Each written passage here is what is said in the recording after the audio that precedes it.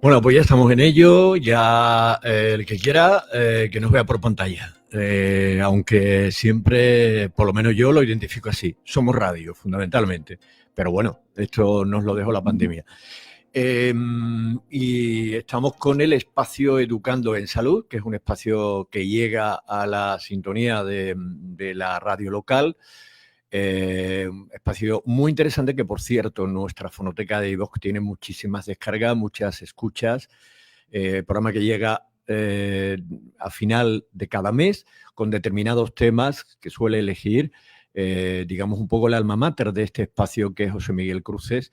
Y hoy ya ven ustedes ahí en pantalla, en este caso, se trata de Lorena Tarriño Consejero, que es enfermera, que repite, además que ya ha estado aquí anteriormente en otras ocasiones, profesora y ayudante doctora en la Universidad de Cádiz. ¿Qué tal, Lorena? Hola, buenas tardes, Antonio. ¿Qué tal? Buenas tardes, espectadores, espectadoras. Pues muchísimas gracias por invitarme una vez más y un placer compartir este ratito con todos vosotros y vosotras. Muy bien. Pues yo lo decía antes, me ha llamado mucho la atención si lo tuviéramos que poner en un periódico en un titular, violencia en un noviazgo, ¿no? En el noviazgo. Hay muchos tipos de violencia, se habla mucho de la de género, etcétera, etcétera, etcétera, ¿no? Pero como tal, específicamente, Lorena, ¿no? Pues sí, la verdad que la violencia en el noviazgo es un subtipo de violencia dentro de la pareja y es verdad que este término todavía no ha sido conceptualizado con una definición concreta. Es decir, si analizamos un poco su etimología, la violencia en el noviazgo ha sido contextualizada de diferentes formas o maneras en las 3 últimas décadas, desde que Mike Pex en 1981 iniciará por primera vez una investigación en este campo, en el campo de la violencia en el noviazgo concretamente. Y no existe todavía una definición consensuada. Sí que es verdad bueno, si hacemos un análisis semántico, podemos distinguir como 3 etapas en la cronología de su significado, ¿no? La primera tomaba más relevancia esa violencia física y por razón de género del hombre hacia la mujer. En la segunda etapa se incluyó ya la violencia psicológica y sexual, además de la física, y en esta tercera y última etapa, que incluye esa definición más, digamos, usada, se incluye también la violencia que se ejerce a través de las redes sociales, los dispositivos electrónicos e incluye otras diversidades sexuales, no solamente la del hombre hacia la mujer, como define la violencia de género. Curioso, ¿no? Es decir, que hay varias. Me llama la atención, bueno, no sé si hay una serie de prioridades en los asuntos, pero bueno, es verdad que es fundamental el tema de las redes sociales, ¿no? Porque cuando hablamos de noviazgo hablamos de jóvenes. Exactamente, hablamos de adolescentes y de jóvenes. Quiero matizar Sí. que la violencia que existe ahora mismo más prevalente, como define la Organización Mundial de la Salud, es bien la que se presenta hacia las mujeres y es la que tiene más incidencia en su salud, pero también muchas investigaciones, bueno, pues ponen de manifiesto también a nivel internacional que hay una bidireccionalidad en esa violencia, ¿no? Que es lo que vamos a abordar un poquito a lo largo de todo el programa, las principales repercusiones en la salud que tiene esta violencia, en especial también porque son las más significativas y llamativas las repercusiones en la salud de la mujer, y cómo desde el centro educativo y del centro sanitario, pues podemos abordar esta violencia en los jóvenes, en los adolescentes y, oye, qué recursos tienen estos jóvenes y adolescentes y muchas veces pues no lo saben o no sabemos cómo enfocarlo, ¿no? Eh, ¿Hay unas características específicas, Lorena, Sí. determinadas sobre este asunto? Sí, pues mira, la violencia en el noviazgo es un fenómeno complejo. Está compuesto por factores micro y macrosociales. Una de las definiciones más actuales y completas, aunque no hay un consenso específico, sería la definición que dice que comprende un conjunto de actitudes, conductas y estilos de relación donde existe violencia, amenaza o provocación intencionada de daño físico, emocional, verbal, psicológico y sexual, Ujú. así como el control de un miembro de la pareja mediante distintas tácticas coercitivas. Se produce en la edad de la juventud o de la adolescencia y una característica es que no tienen que tener una relación de convivencia, ni hijos, hijas o relaciones económicas vinculantes. Las distintas investigaciones nos dicen que la violencia más prevalente en estas edades es la psicológica, Ujú. seguida de la física y después de la sexual. Son los tres tipos mayoritarios y en los últimos años se ha incorporado esa violencia a través de las redes sociales que se ejerce de manera paralela a la que está fuera de línea. Lo que decíamos antes, ¿no? Fuera de todo guión, te pregunto, Lorena, Sí, edades. edades. Porque me da la sensación, o nos da la sensación, cada vez más jóvenes, ¿no? Cada vez más jóvenes y los últimos datos publicados por la Organización Mundial de la Salud nos dice que ya empieza en los 14 años. O Vale. sea, ahí existen ya cifras que se han identificado a través de distintos cuestionarios, macroencuestas, escalas de medición que tienen los distintos países. Pero aproximadamente a partir de los De los 14 14 años, años. sí, esto es un dato muy relevante, ¿no? Sí, sí, sí. Porque es verdad que tenemos muchas intervenciones, muchas acciones hacia la prevención en el ámbito educativo, pero hay algo que está fallando, ¿no? Claro, sin que, bueno, porque podemos hablar de, te voy a seguir preguntando, pero Sí, lo que sí es cierto que a raíz de lo que estás comentando es verdad que desde aquí se podría exculpar un poco al tema sanitario en este sentido, ¿no? Cuando decimos que algo está fallando, quizás desde la parte educativa o incluso desde el seno familiar. Creo que es fundamental que una niña con 13 o 14 años, o unos niños con 13 o 14 años, empiecen una... Y que en la gran mayoría de los casos también el tema de las redes sociales, como hemos apuntado, ¿no?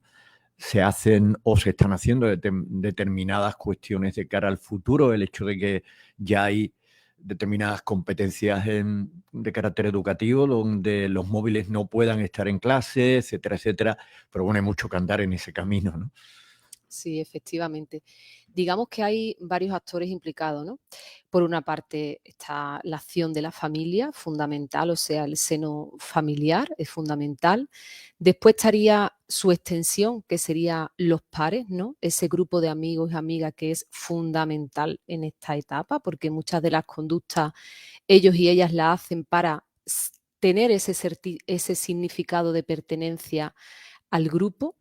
Después tenemos este contexto educativo donde nos siguen faltando recursos, formación a los y las docentes, porque es verdad que en los últimos años la legislación en materia educativa ya exige tener unas competencias mínimas en los planes curriculares de educación de las distintas materias y asignaturas.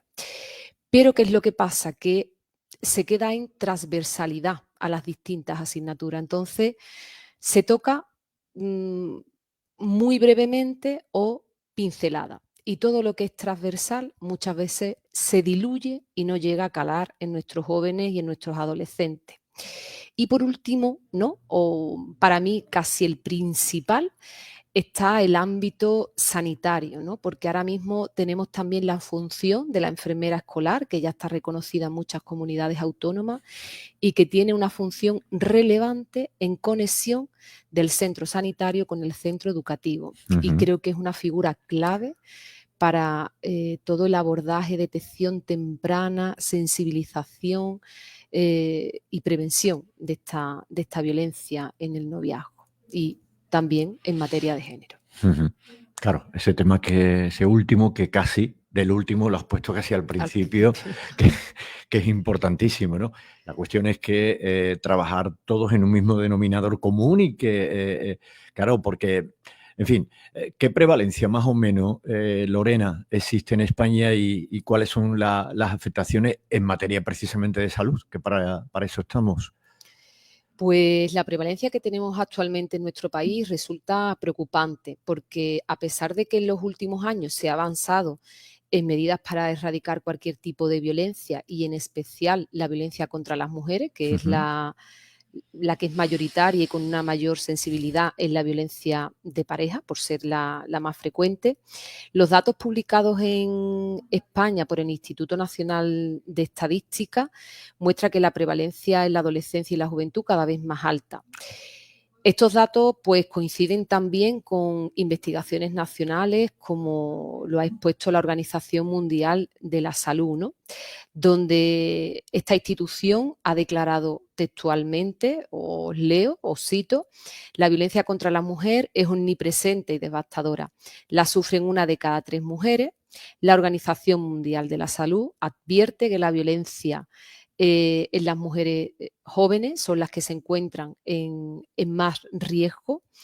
Y este informe indica que la violencia empieza temprano, entre los 15 y los 24 años. Y quien ha mantenido una relación de violencia en esta franja serán objeto, ¿no? de una mayor incidencia de violencia cuando cumplan 25 años. Ajá. Es verdad que estos datos suscitan a reflexionar, ¿no? Porque es verdad que estamos hablando de violencia en el noviazgo, de que hay estudios que apuntan hacia una bidireccionalidad, es decir, tanto la ejerce el hombre sobre la mujer como la mujer sobre el hombre, y otros estudios apuntan en la unidireccionalidad, ¿no? Pero es verdad que ya sea de una direccionalidad a otra, Ujú. siempre las afectaciones en la salud en ellas y las tasas de incidencia son mayores, ¿no? Bueno, es bastante llamativo eso, ¿eh? Sí. Eh, Porque claro, aquí vamos a lo de siempre, ¿no, Lorena? Es verdad que en el caso de la violencia de género o en el caso de la violencia machista hay una diferencia, eh, porque dentro de esos datos que acabas de aportar, bueno, se habla de que casi podríamos decir en ambas direcciones, extrapolando la cuestión de que no necesariamente tenga que ser física, sino que hay muchas maneras de ejercer esa violencia desde la posesión, desde el egoísmo, desde los celos o desde muchísimos aspectos, entiendo, ¿no? Por eso, no sé, quizás en dos chavales de 15 años es muy distinto, aunque pueda terminar, como en muchos casos ocurre, de forma muy violenta, ¿no? Pero que es verdad que puede haber esas diferencias, ¿no? Eh, no sé si en este sentido, poniendo de manifiesto todo esto y a través de alguna cuestión también en la relación con las consecuencias en la salud, ¿dónde lleva todo esto, Lorena? Pues las consecuencias en la salud son las que más nos preocupan, ¿no? Y yo como profesora de universidad que imparto docencia en el grado en enfermería en la Universidad de Cádiz y como enfermera que he sido años atrás vinculada en una parte de mi vida asistencial al hospital y en otra a primaria, la salud es llamativa y muchas veces eh, no sabemos reconocerla, ¿no? Porque muchas veces estos jóvenes, estas jóvenes, esconden esos signos de violencia porque principalmente es psicológica y es muy difícil de detectar, ¿no? Pero la violencia en el noviazgo tiene consecuencias negativas tanto a nivel psicológico, físico, sexual y social, ¿no? Con respecto a las violencias que se ejercen más de tipo psicológica, con afectaciones en la salud psicológica, las más prevalentes en estas edades son las tasas de trastorno del comportamiento, sufren ansiedad, posteriormente depresión, incluso cuando ya hay concomitante una violencia física, incluso síntomas de estrés postraumático.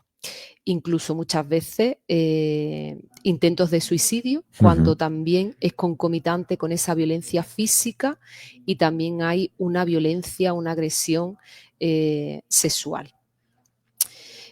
También la violencia en el noviazgo se ha asociado con peores relaciones sociales de las víctimas, que pueden llegar a ser hostiles e indiferentes, disminuyendo el contacto con los amigos, amigas, familiares, Sí, sí, sí. círculo social más cercano, lo que ocasiona desgraciadamente, ¿no?, ese aislamiento social que muchas veces no somos capaces de percibir, ¿no?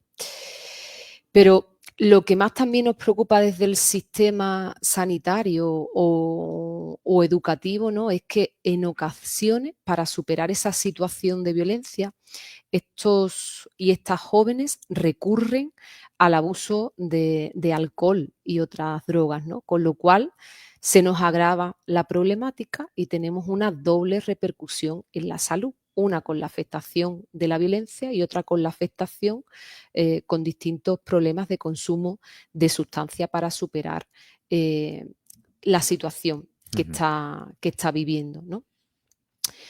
También en distintos aspectos se han identificado también comportamientos antisociales y de riesgo como consecuencia de esta violencia, como tener múltiples parejas sexuales y prácticas sexuales inseguras, que en la mayoría de las ocasiones, ¿no?, pues conduce a Embarazos, ¿no? Y supongo enfermedades. que también los embarazos no deseados y tan jóvenes. Exactamente, sí.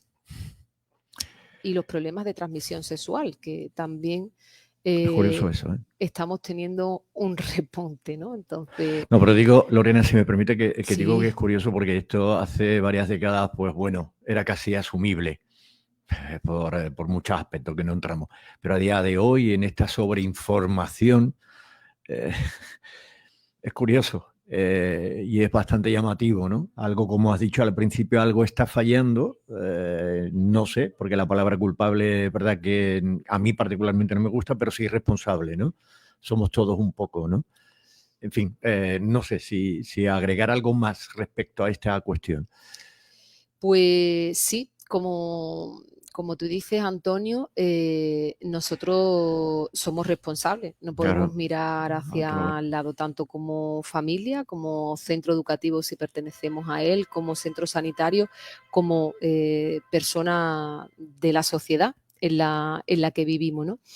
Y es importante que sepamos reconocer que hoy en día tenemos muchas estrategias, ¿no? A nivel internacional tenemos el Convenio de Estambul, que marca distintas directrices, apoyo, ya sea de distintos tipos, como en España, ¿no?, el Pacto de Estado, que ahora mismo está en un proceso de habrá financiación, no habrá financiación para todo tipo de intervención, prevención en el ámbito de la violencia en el noviazgo con esa perspectiva de género, que es la mayoritaria, pero sí que es verdad que hoy en día tenemos un aspecto muy importante que son las redes sociales, la tecnología a través de la relación, comunicación e información, ¿no?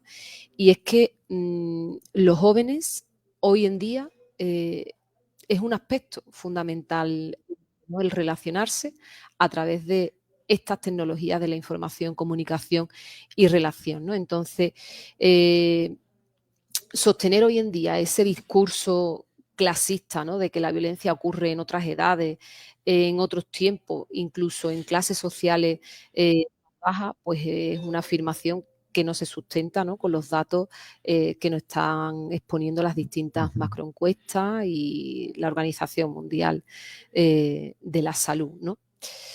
Eh, Por mi parte, creo que como sociedad Ujú. tenemos que aunar todo tipo de conocimiento, ya sea desde nuestra familia, con lo que estamos observando, digamos, en primera instancia con nuestros jóvenes y adolescentes, como desde el centro sanitario, como desde el centro educativo. Yo creo que siempre es fundamental ese equipo multidisciplinar, interdisciplinar, de que hablamos tanto en nuestra práctica clínica y diaria, pero que después muchas veces trabajamos de manera individualizada y no confluimos, ¿no?, en un punto común para ayudar a estos y estas jóvenes y adolescentes, ¿no? Ujú. Y hacer que tengan relaciones saludables basadas en el respeto y en la igualdad. Con lo cual, esto ya es como una enorme mancha que se ha extendido, que da igual si eres clase media, alta en fin, no tiene nada que ver. El tema de las edades es fundamental. Una pregunta, una curiosidad. Lo has comentado, eres enfermera, trabajas como profesora en la Universidad de Cádiz, conoces muy bien determinados ámbitos de la escala de las edades. Mm, Puede haber algún padre, puede haber alguna madre o puede haber alguna abuela que esté escuchando. Sí, ¿Cómo lo detectamos? Si también has comentado que hay una característica, esto suele ocurrir en muchos campos de la vida, escondernos. sí. Eh, ¿Cómo se sustenta, cómo detectamos que hay ahí ese problema entre un joven de 14, 13, 15 años?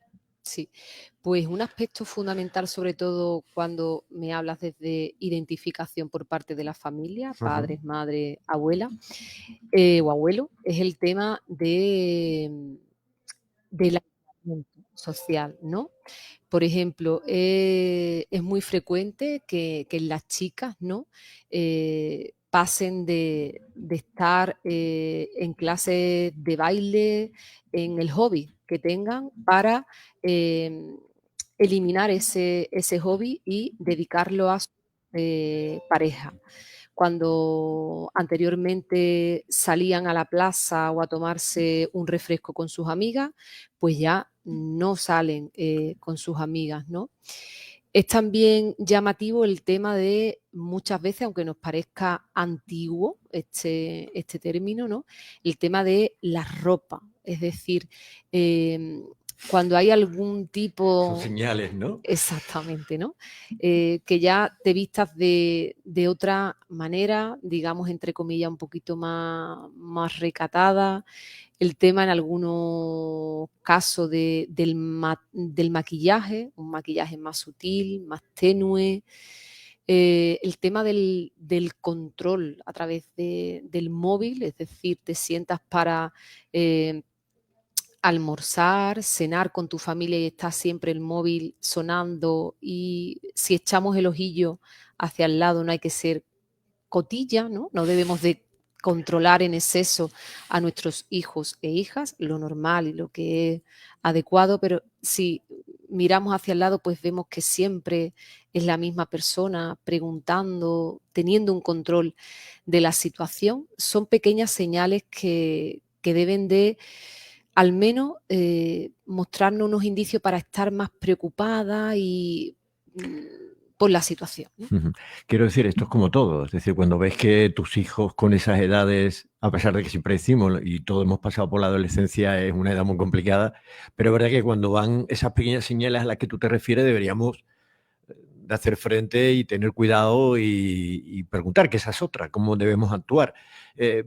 Porque por ahí me gustaría ahora, Lorena, preguntarte qué podemos hacer desde el ámbito sanitario y el educativo, ¿no? En fin, cuéntanos. Sí, pues yo desde el ámbito sanitario y educativo, en estos momentos pongo de manifiesto la importancia de una figura que tenemos en nuestro contexto, que es la enfermera escolar, ¿no? Ujú.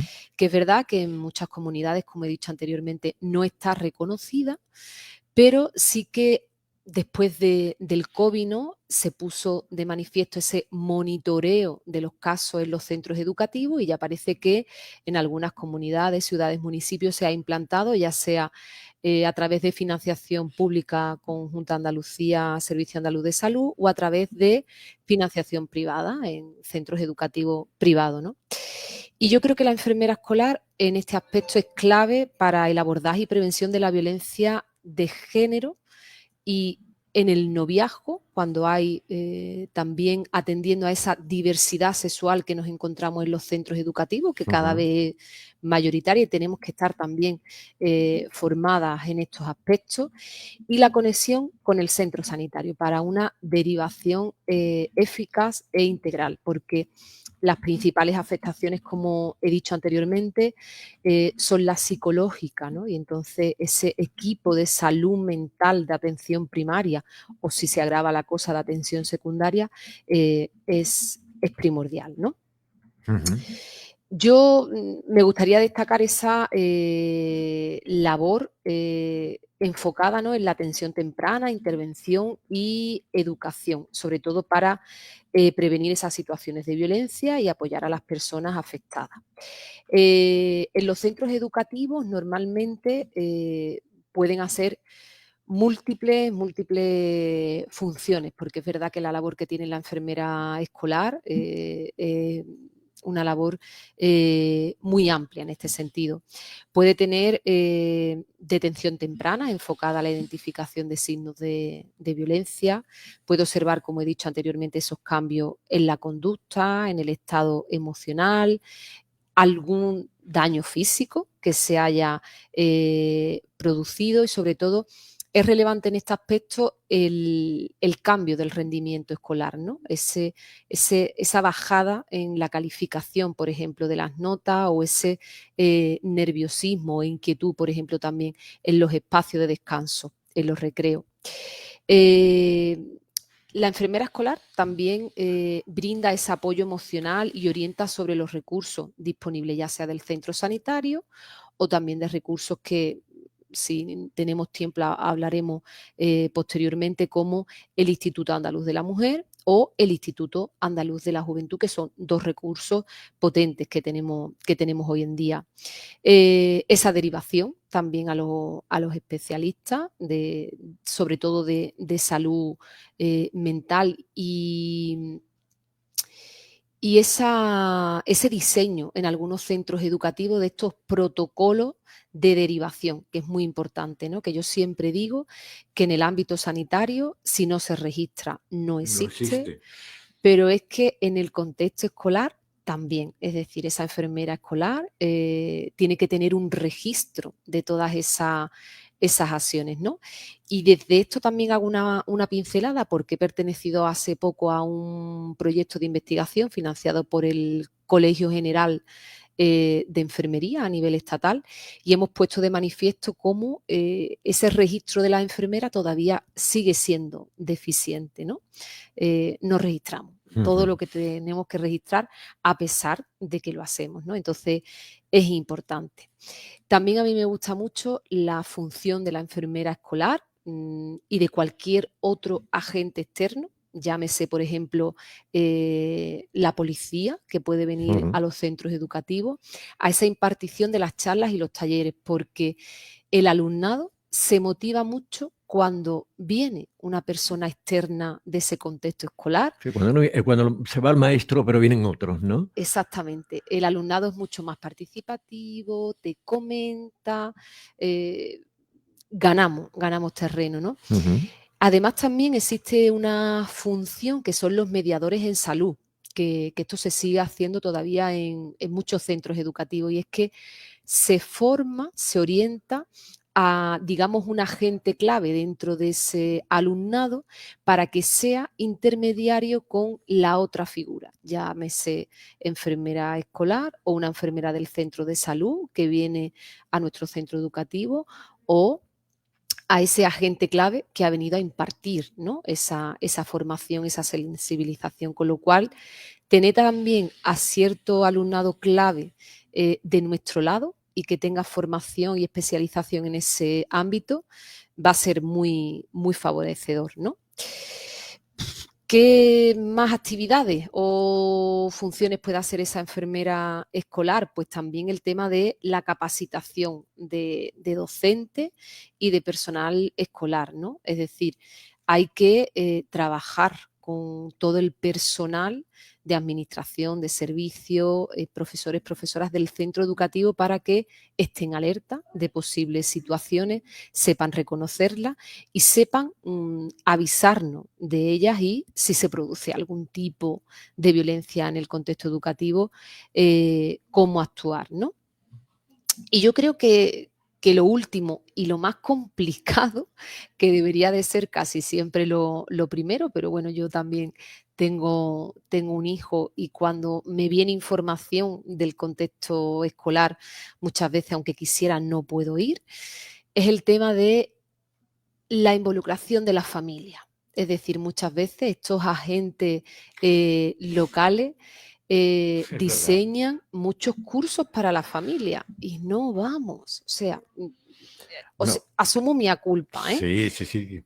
pero después nos encontramos porque tengo a lo mejor amigas, madres de Claro, y os Lampa contáis entre vosotras. y nos contamos y me dicen, pues Lorena, siempre estamos las de Lampa, las que organizan y las que digo, me hubiera gustado ir, pero es que es imposible, o sea. Bueno, es que una cosa son cursos, talleres, etcétera, para padres, para involucrarnos, tal y cual, porque mis hijos ya son mayores, ya. Pero sí que es verdad que lo peor sería no acudir a las respectivas tutorías o cuando te requieren. Eso sí que posiblemente sea muchísimo más grave porque se nos van a ir. La distancia en el tiempo es fundamental para que nos diga cuáles son las señales que están viendo y a veces por motivo de trabajo, por cualquier otra circunstancia, ¿no? En definitiva, Lorena, que, que a pesar de que hemos visto en medios y demás, de que se está luchando con la posibilidad de que hay falta de enfermeras en el aspecto escolar y que se requiere muchísimo trabajo en ello, pero que la enfermera escolar es fundamental y que se convierte casi en una protagonista, en una educadora, ¿no? Mediadora, protectora, vigila, observadora, no sé, es fundamental, ¿no?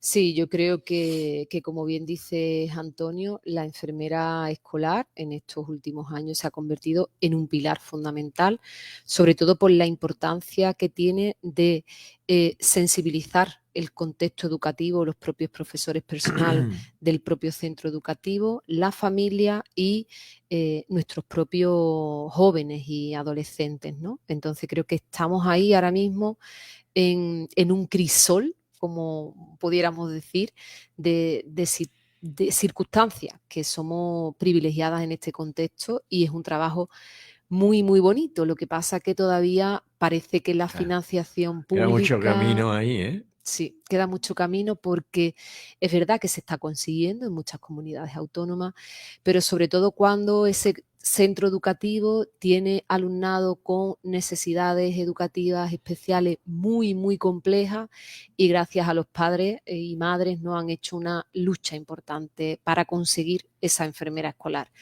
Pero yo creo que es un recurso que deberíamos de tener sin ningún tipo de duda, ya tengamos alumnos y alumnas con necesidades especiales como que no, ¿no? Porque Sí, tenemos sí, sí. otras muchas problemáticas que como sociedad, bueno, pues no sabemos enfrentar, ¿no? Y digamos que ahí en ese contexto escolar están nuestros motores de agentes de cambio. Yo siempre digo que la educación es un pilar Claro. fundamental, ¿no? Ujú. Bueno, pues entonces, y en relación a esa formación de los profesionales sanitarios, casi lo acabas de decir.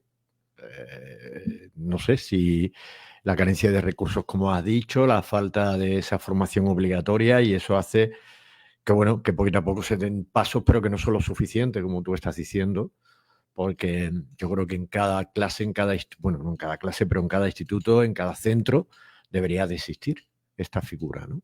Sí, Sí, debería de existir esta figura, pero la financiación, sobre financiación pública, me sí, sí, vengo a sí, claro, referir, claro, claro. es la que tenemos y bueno, hasta lo que podemos conseguir es lo que hemos conseguido en muchas comunidades autónomas, ¿no? Pero sí que es verdad que a nivel de formación de estos profesionales sanitarios, ¿no? Sobre todo profesionales sanitarios más vinculados a los centros de primaria Ujú. o hospitales, ¿no? Todavía nos sigue faltando esa formación, ¿no? Esa formación tanto complementaria como de manera obligatoria en algunas de nuestras especialidades o simplemente en los grados en enfermería, ¿no? Muchas veces tenemos asignaturas que son transversales, que se toca de manera digamos, muy superflua todo este tipo de abordaje, los protocolos de actuación que tenemos. Sí que es verdad que existen otras asignaturas que sí son troncales obligatorias en los que se contempla la materia, ¿no? Llámese asignatura, por ejemplo, en la que yo he formado parte como Género y Salud, la Universidad de Sevilla. Ahora que estoy en la Universidad de Cádiz, Enfermería de la Salud Sexual y Reproductiva, que se introduce un bloque sobre todo el tema de violencia de género, sobre todo en esa edad o, digamos, de planificación familiar, donde podemos también detectar y abordar la violencia. Y sobre todo también en necesidad de formación, yo destacaría el tema también de esa carencia de tiempo, de recursos que tenemos muchas veces los profesionales sanitarios de primaria y de secundaria para asistir a los distintos cursos de formación. Y también en nuestras consultas o en el medio de atención secundaria, el poco tiempo que tenemos, ¿no?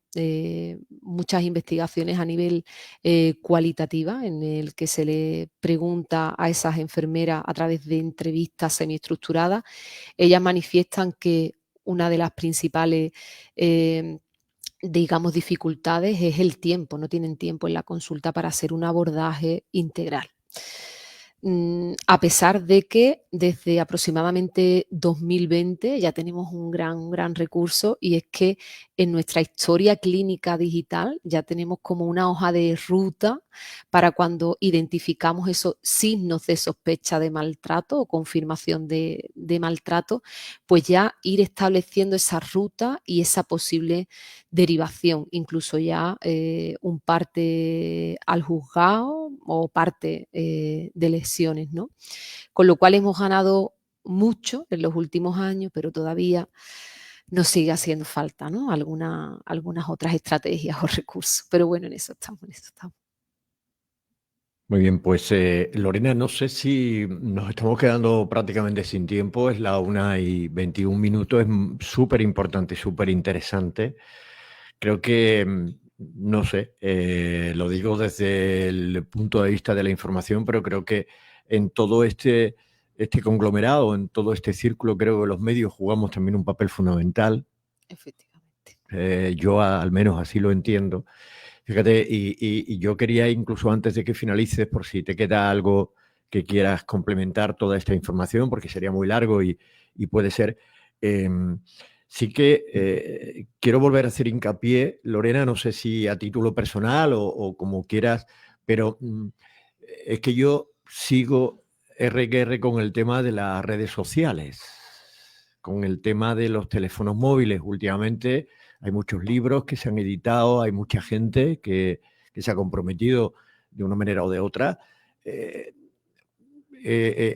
una criatura que con 9, 10 años, y creo que me estoy yendo alto, ¿no? Pero ya tiene a su entera disposición, bien porque los padres pueden, quieren, o bien incluso como premio, ¿no? A determinadas actitudes y tienen un móvil. Sí. ¿Y qué pasa con el móvil? Puesto que posiblemente en muchos casos, incluso que tengamos el control parental y demás, pero muchas veces se escapan muchas cosas. Y eso lo he escuchado yo y lo he visto. El hecho, por ejemplo, en las relaciones, cómo todo se está transformando. Lo que puede ser amor o relaciones sexuales normales se convierte en auténtica pornografía y a esa edad, en fin, yo no sé si en este ámbito, desde el punto educativo como profesora, pero también desde el punto de salud, quieres advertir algo a la gente que pueda estar escuchando.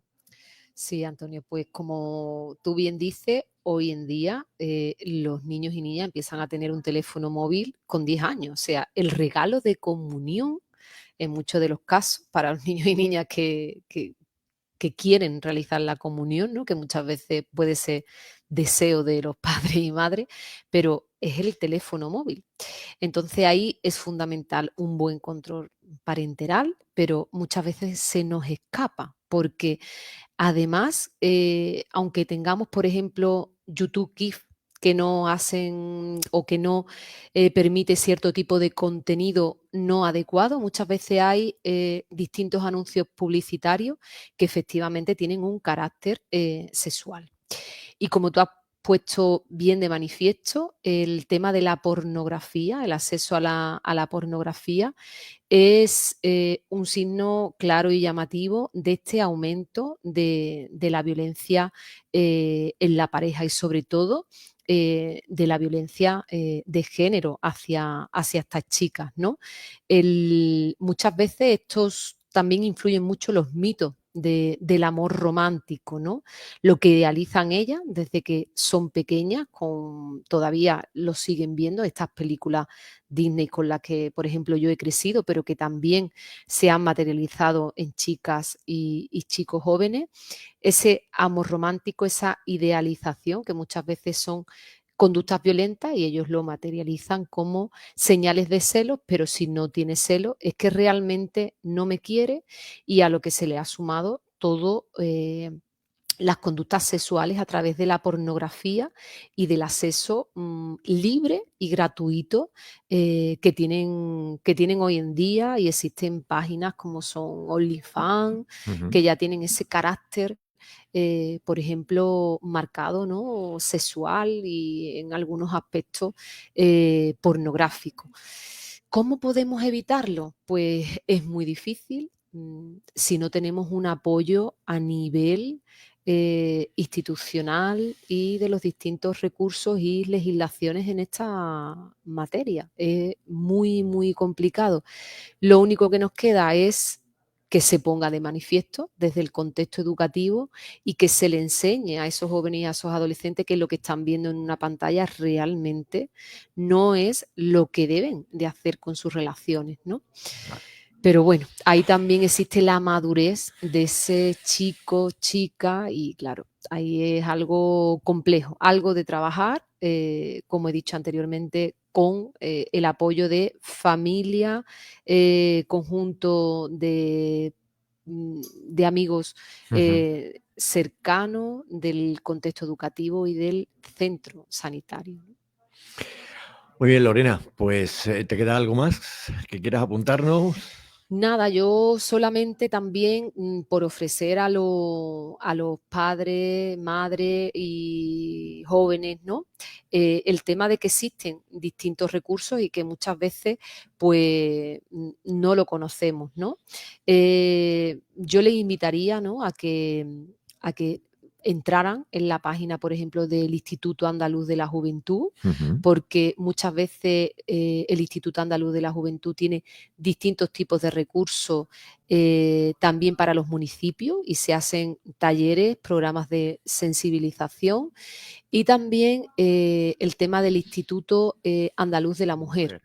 Aquí en Andalucía, la verdad, somos afortunados, somos pioneros muchas veces en estos recursos, en estas intervenciones y también dentro de estas páginas web pueden encontrar teléfonos, servicios de asesoramiento a las víctimas, sobre todo para esa afectación en la salud mental que es la prioritaria, ¿no? De hecho, ya en algunos municipios se están poniendo recursos específicos para estas jóvenes, sobre todo chicas, que han sido víctimas, ¿no? de esta violencia y esa afectación mental para trabajarlas con grupos y distintos recursos, ¿no? Muy bien. Pues Lorena Tarriño, consejero, profesora ayudante de doctora en la Universidad de Cádiz, del Departamento de Enfermería, persona también enlazada en igualdad de la Facultad de Enfermería y Fisioterapia, graduada en Enfermería, formación en posgrado relacionado con género y salud, violencia de género e investigación y doctora en Ciencias de la Salud. Bueno, esto es parte del currículum, parte de la historia. Te agradecemos que hayas estado por segunda vez, creo que estás en los estudios. es de agradecer y bueno, pues un mensaje optimista para que todos pongamos sobre la mesa esta causa de este tema sobre la violencia en el noviazgo. Así que, Lorena, muchas gracias. Nada, por concluir esa pequeña frase o pincelada, la importancia, ¿no?, de la educación desde etapas tempranas. No hay que esperar a esos 10 años cuando a los chicos, chicas se le entrega ya ese teléfono móvil, sino desde infantil tenemos que ir incorporando pinceladas, la educación como pilar fundamental. Muchas gracias por contar conmigo una vez más. Bueno, pues no creo que sea la última, ya te lo digo. Muchas gracias, Lorena. A vosotros. Hasta siempre. La próxima. Adiós. Hasta luego.